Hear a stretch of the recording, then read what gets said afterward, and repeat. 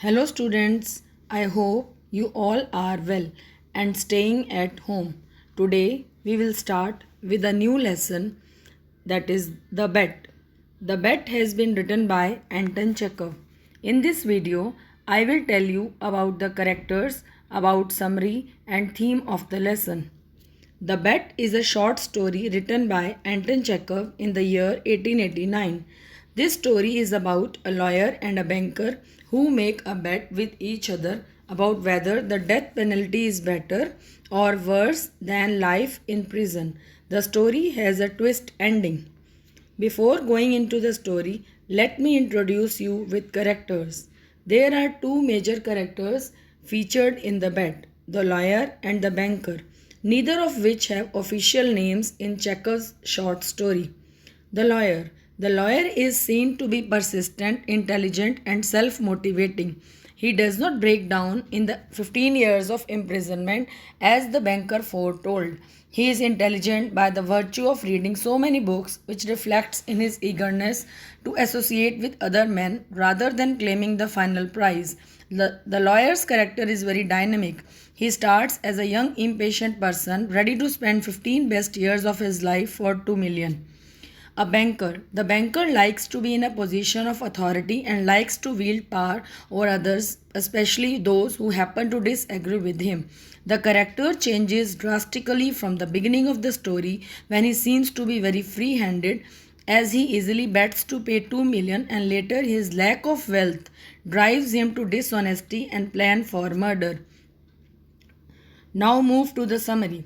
A rich banker is remembering a party hosted 15 years ago where a debate broke out about whether capital punishment or life imprisonment is the more moral punishment. The banker argued that life in prison is just a very slow death, so it would be better to get the death penalty and get it over with. A young lawyer argued the opposite, that any life is better than death, even if it means rotting in prison for decades. It's a stalemate, so the two made a bet. If the lawyer can stand to be in voluntary solitary confinement for 15 years, the banker will pay him 2 million smackers. The banker set him up in a guest house. The lawyer could get food, books, music, whatever he wanted, except human communication of any sort.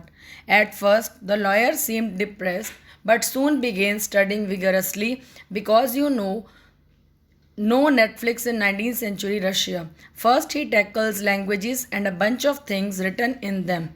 Then the Bible. Then a crazy mix of science, literature, and other seemingly random things.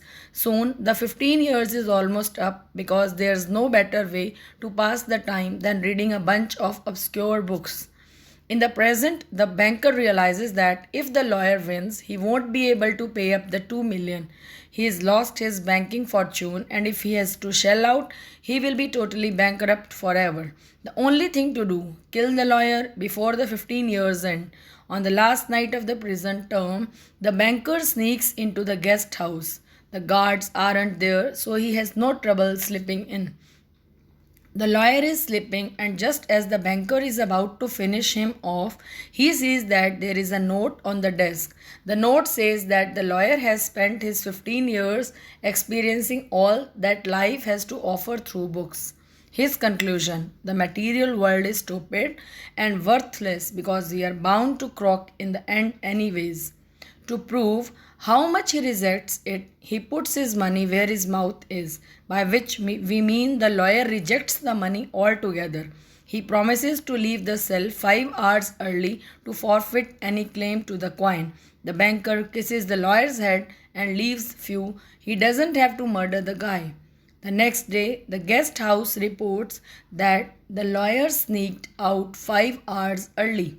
The banker takes the note, forfeiting the money, and locks it in a safe.